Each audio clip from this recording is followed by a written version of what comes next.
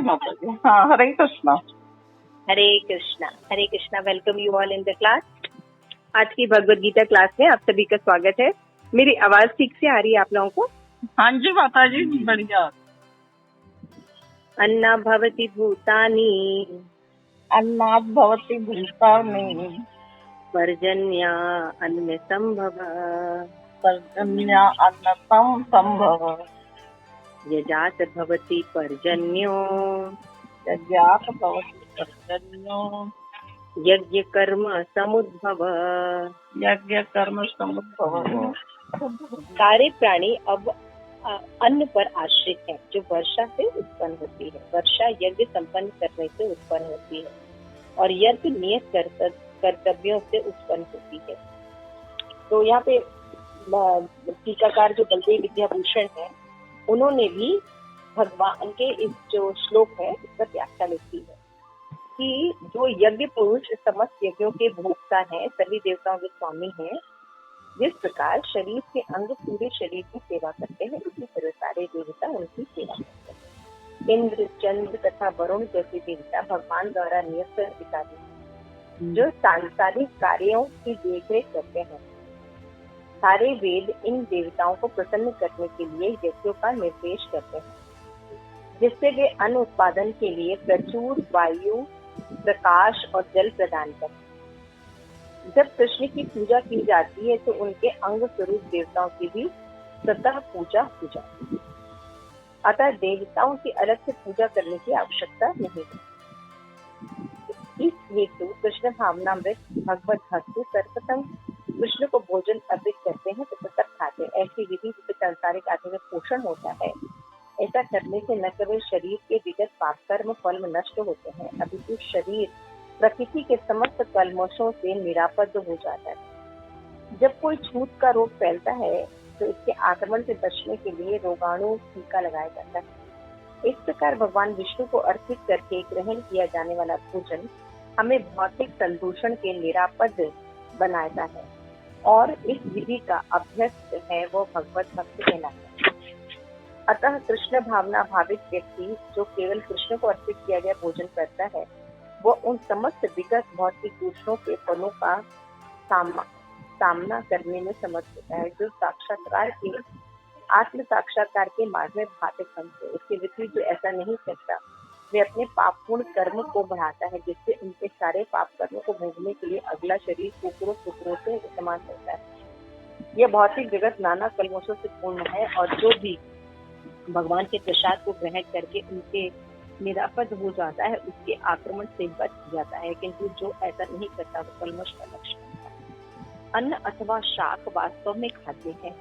मनुष्य विभिन्न प्रकार के अन्न, शाक, फल आदि खाते हैं, जबकि पशु इन पदार्थों के उच्चिष्ट को खाते हैं। जो मनुष्य मांस खाने के अभ्यस्त होते हैं, उन्हें भी शाक के उत्पादन पर निर्भर रहना पड़ता है, क्योंकि पशु शाक भी खाते हैं। अतः हमें अंतोगत खेतों के उत्पादन पर ही आश्रित रहना है, बड़ी बड़ी फैक्ट्रियों के उत्पादन पर नहीं। खेतों का उत्पादन आकाश से होने वाली प्रचुर वर्षा पर निर्भर करता है और ऐसी वर्षा इंद्र, सूर्य आदि देवताओं के द्वारा नियंत्रित होती है। ये देवता भगवान के दास है। भगवान को यज्ञों के द्वारा संतुष्ट रखा जाता है।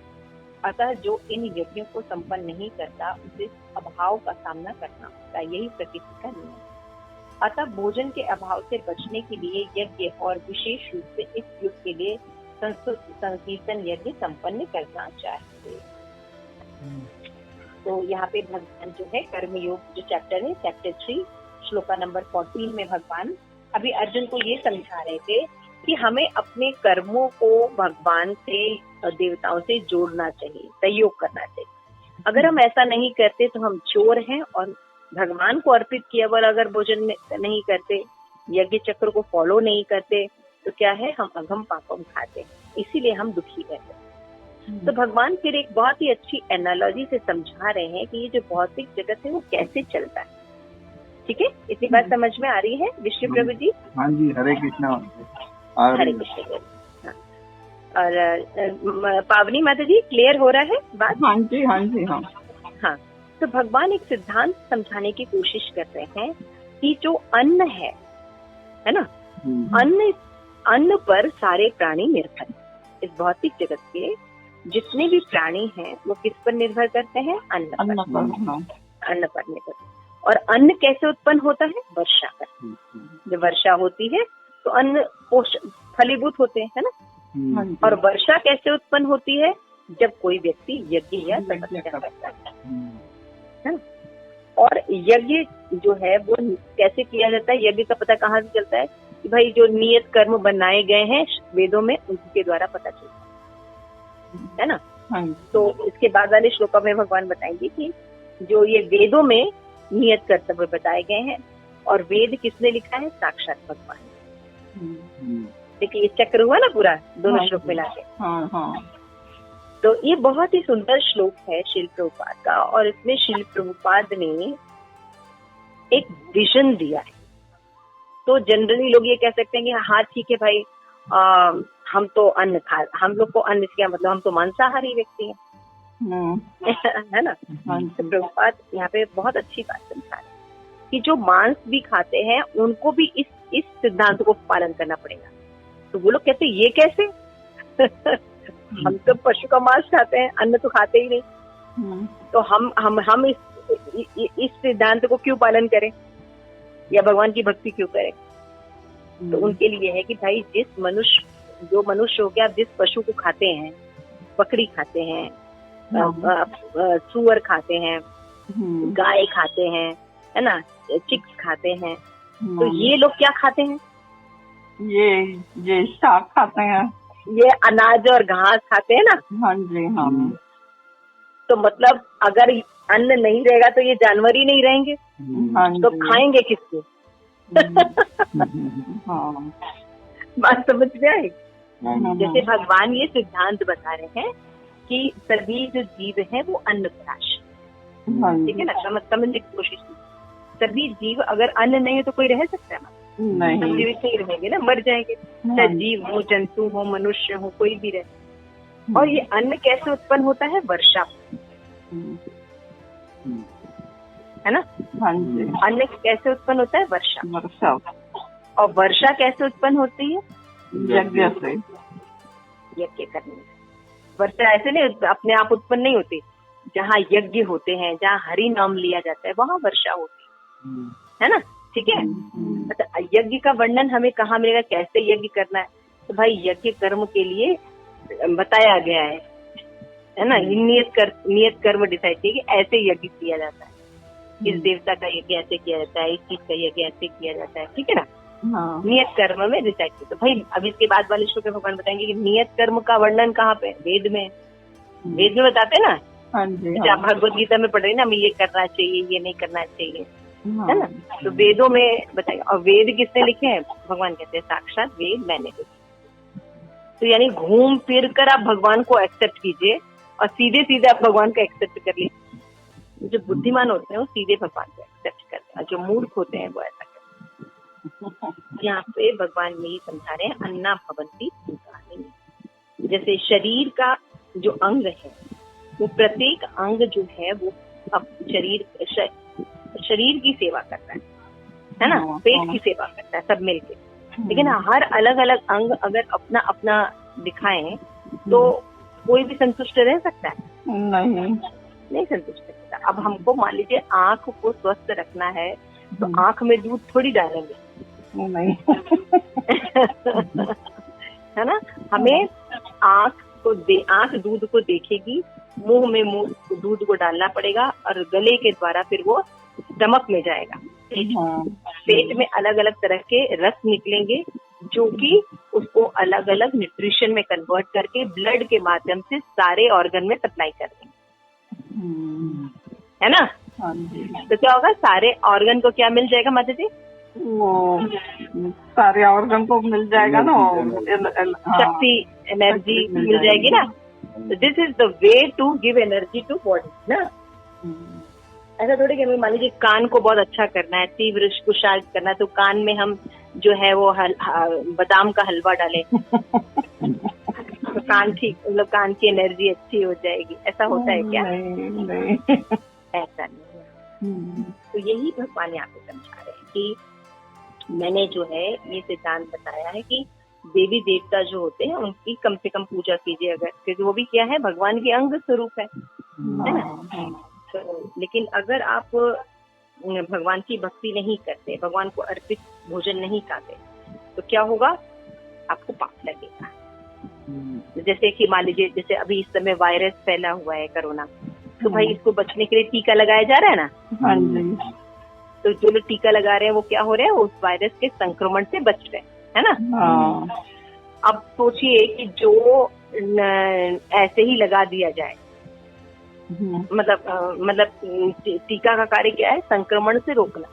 उसी तरह ये जो हरि नाम है, भगवान का आश्रय है, ये भौतिक कलमश के जो कलमश है, इससे हमें दूर कर देता है ना। तो व्यक्ति जो है वो कुकर के समान हमें नहीं रहना। तो अनेक प्रकार के भौतिक दुख हैं, ये केवल कैसे ठीक हो सकते हैं, भगवान की भक्ति करके। तो भगवान की भक्ति का मतलब क्या है, अन्न को भगवान को ऑफर करना। तो जब अन्न को भगवान को ऑफर करते हैं तो क्या होगा, वो प्रसाद बन जाएगा। और जब हम प्रसाद खाएंगे तो मतलब यज्ञ में अर्पित हम भोजन खा रहे हैं, इसलिए हमें पाप नहीं लगेगा। तो क्वेश्चन ये उठा सकते हैं कि भाई जो लोग शाकाहारी हैं उनके लिए तो ये नियम है, बाकी लोग कहेंगे भैया हम तो शाकाहारी है ही नहीं। जैसे मैंने आप लोगों को पहले बताया कि हम मीट ईटर हैं, हम तो मीट ईटर हैं।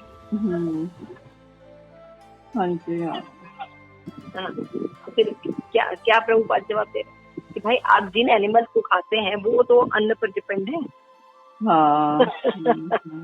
अगर वो एनिमल ही नहीं रहेंगे तो आप खाएंगे किसको, ठीक है ना। जैसे मछली भी चारा खाती है, आटा डालते हैं ना उसमें, आटा डाल के दे देते। मतलब हर व्यक्ति जो है, जो मछली खा रहे हैं, जो भी कीड़ा मकोड़ा, चिकन मिकन अंडे जो भी खा रहे हैं आप, तो वो जो जीव है वो क्या खा रहा है, वो तो अन्न खाता है ना। जब वो जीव अन्न रहेगा नहीं तो वो जीव भी नहीं रहेंगे तो आप खाएंगे किसको। तो इसलिए आपको भगवान के इस सिद्धांत को स्वीकार करना ही पड़ेगा। तो कलयुग में जो है सबसे इम्पोर्टेंट यज्ञ क्या है, हरिनाम संकीर्तन।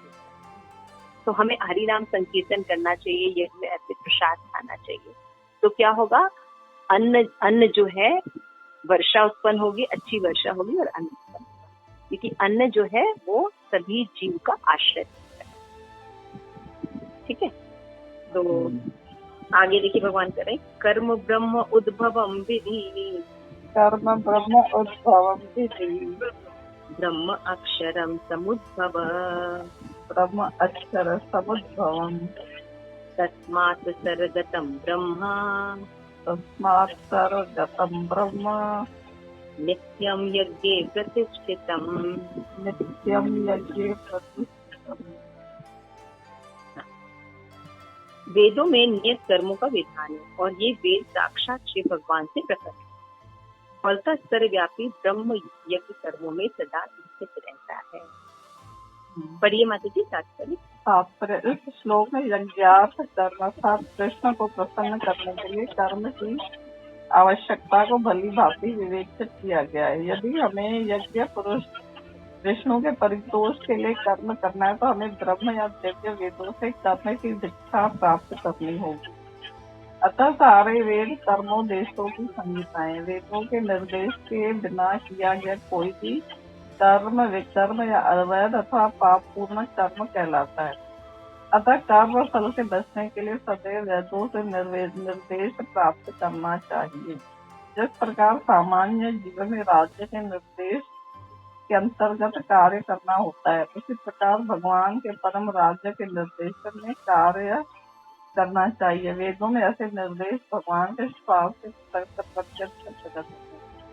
कहा गया है। अस्य महतो भूतस्य निष्पसितम् एतद् यज्ञ ऋग्वेदो यजुर्वेदो सामवेदो अथर्ववेदांगिरसः। चारों वेद ऋग्वेद यजुर्वेद सामवेद अथर्ववेद भगवान के स्वार्थ से उद्भूत हैं। ब्रह्म धारण्यकोपनिषद 4.5.11। ब्रह्म संहिता से प्रमाणित होता है कि सर्वशक्तिमान होने के कारण भगवान अपने श्वास के द्वारा बोल सकते हैं, अपनी प्रत्येक इंद्रिय के द्वारा अन्य इंद्रियों के कार्य संपन्न कर सकते हैं। दूसरे शब्दों में भगवान अपनी निश्वास के द्वारा बोल सकते हैं और अपने नेत्रों से गर्भाधान कर सकते हैं। वस्तुतः यह कहा गया है कि उन्होंने प्रकृति पर दृष्टिपात किया और समस्त जीवों को गर्भस्थ किया। इस तरह प्रकृति के गर्भ में बद्ध जीवों को प्रविष्ट करने के पश्चात उन्हें वैदिक ज्ञान के रूप में आदेश दिया, जिससे भगवत धाम वापस जा सके। हमें यह सदैव स्मरण रखना चाहिए कि प्रकृति में सारे बद्ध जीव भौतिक भोग के लिए इच्छुक रहते हैं, किंतु वैदिक आदेश इस प्रकार बनाए गए कि मनुष्य अपनी विकृत इच्छाओं की पूर्ति कर सकता है और तथा कथित सुख भोग करके भगवान के पास लौट सकता है। बद्ध जीवों के लिए मुक्ति प्राप्त करने का यह सुनहरा अवसर होता है। अतः उन्हें चाहिए कि कृष्ण भावना भावित होकर यज्ञ विधि का पालन करें। यहाँ तक कि जो वैदिक आदेशों का पालन नहीं करते वे भी कृष्ण भावना अमृत के सिद्धांतों को ग्रहण कर सकता है, जिससे वैदिक यज्ञों या कर्मों की पूर्ति हो जाएगी। हाँ, तो देखिए यहाँ पे वो जो सिद्धांत बताया था उसमें बताया था नियत कर्तव्य तक था ना। तो नियत कर्तव्य कहाँ बताए कि वेद में बताए, और वेद कहाँ से आए? साक्षात भगवान। तो इसलिए क्या करना चाहिए? भगवान की भक्ति करनी चाहिए। तो जब भक्ति में क्या होता है, व्यक्ति सीधे बताता है, सीधे भगवान की भक्ति एक्सेप्ट कर लेता है। लेकिन जब कोई कम बुद्धिमान होता है तो इस तरह से समझाया जाता है कि भाई देखिए, अन्न नहीं रहेगा तो आप क्या करेंगे? तो वर्षा चाहिए, वर्षा नहीं रहेगा तो नियत कर्तव्य करेंगे, यज्ञ करेंगे तभी तो वर्षा होगा। तो यज्ञ के बारे में कहाँ से पढ़ेंगे? भाई वेद में पढ़ेंगे। तो वेद किसने लिखा है? भगवान ने लिखा है। तो भगवान की शरण ग्रहण करने पर अन्न होगा और हम सुखी रहेंगे, है ना? समझ गया? तो इस तरह से समझाया जाता है। तो इस तरह से इस श्लोक में भली बातें समझाया जा रहा है कि यदि हमें प्रसन्न रहना है और अपने कर्मों को प्यूरिफाई करना है तो क्या करना चाहिए? यज्ञ करना चाहिए। वेदों के निर्देश के बिना किया गया कोई भी कर्म जो होता है वो पाप कहलाता है। जैसे हम मान लीजिए शाकाहारी भी खा रहे हैं, है ना?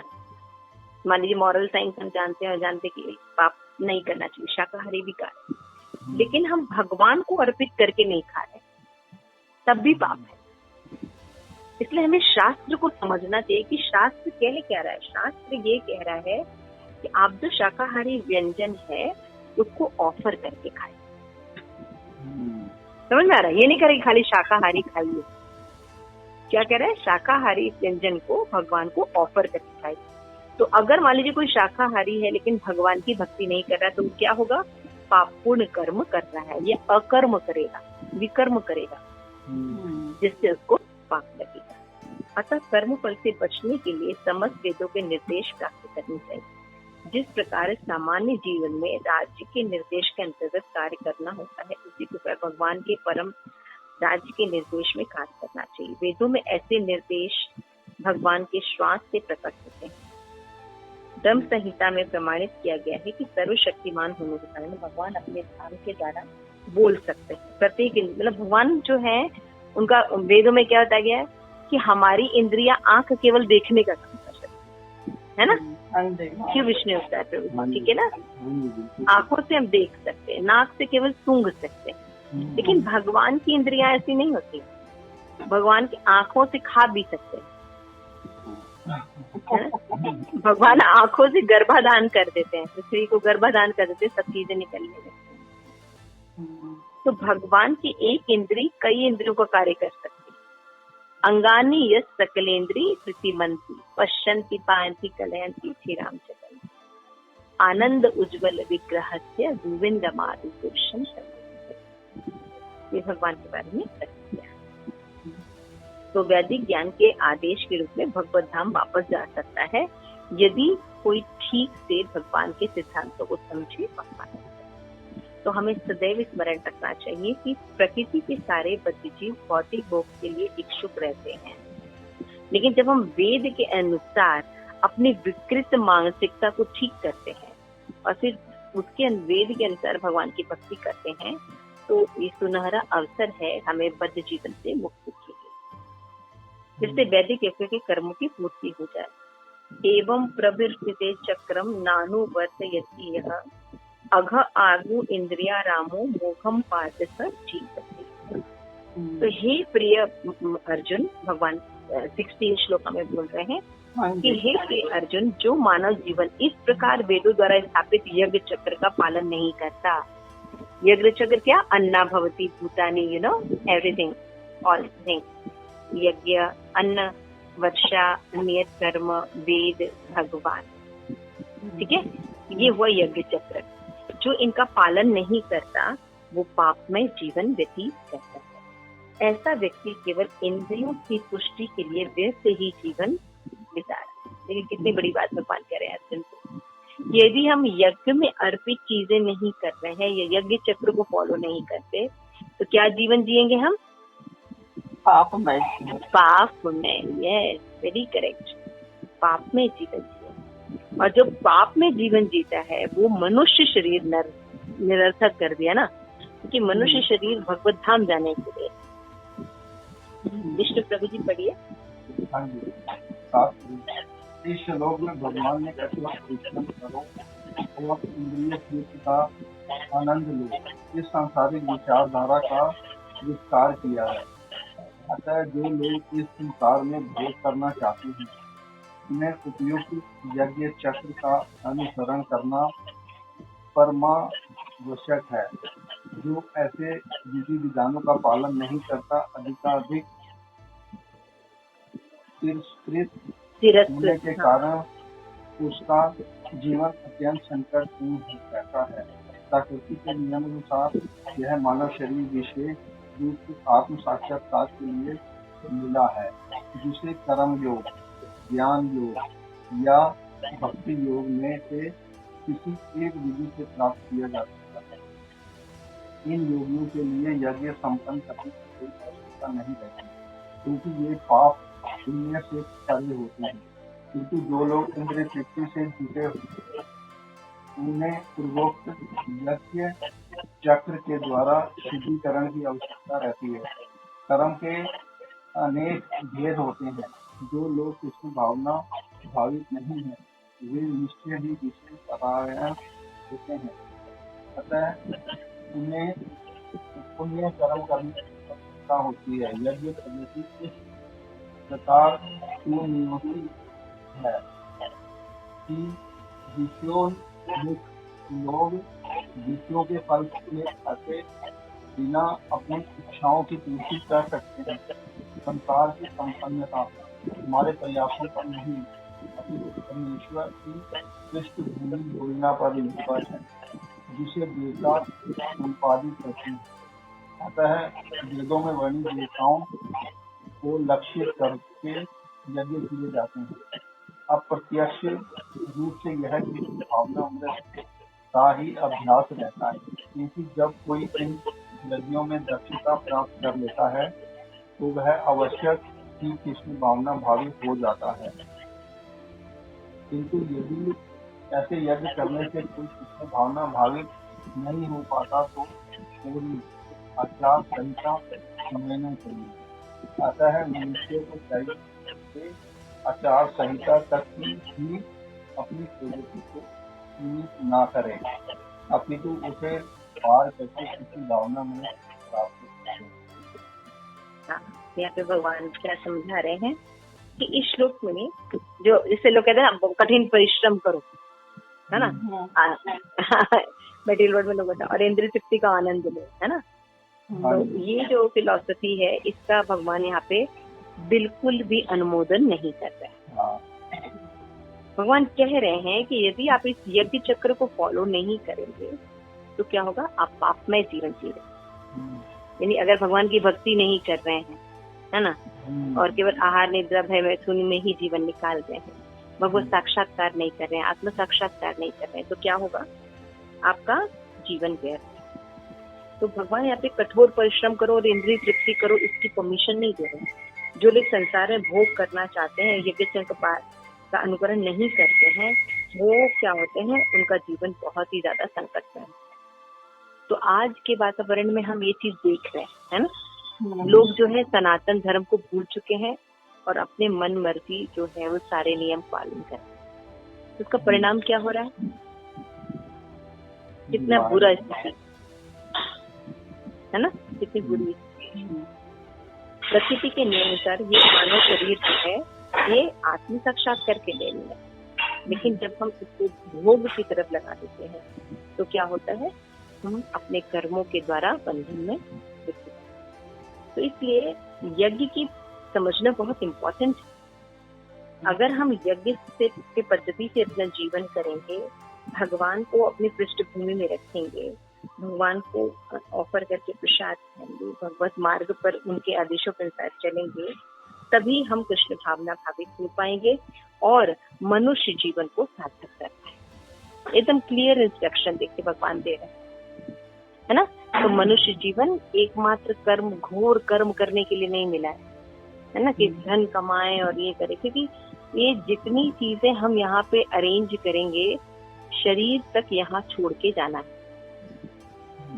तो ये जो जगत बनाया गया है ये भगवत रियलाइजेशन के लिए बनाया है। जो पृथ्वी है ये पृथ्वी पर ही केवल भगवत साक्षात्कार हो सकता है, और किसी भी प्लेनेट में, 14 भुवन में, इवन स्वर्ग में, ब्रह्मलोक में भी भगवत साक्षात्कार नहीं हो सकता। सोचिए, ये जो प्लेनेट है, भारतवर्ष है, ये कितना ज्यादा भाग्यवान है, कितनी पुण्य भूमि है कि यहाँ हम अपने मनुष्य जीवन को सार्थक कर सकते हैं। हम स्वर्ग में भी नहीं कर सकते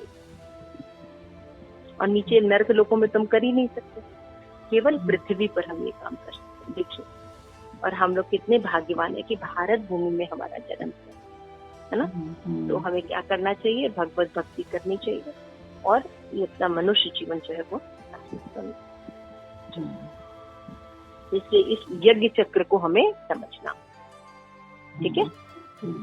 प्रभुपाद की जय, प्रसाद भगवत गीता की जय, आप सभी को और भक्त की जय। अगर किसी के कोई प्रश्न है तो पूछ सकते हैं। नहीं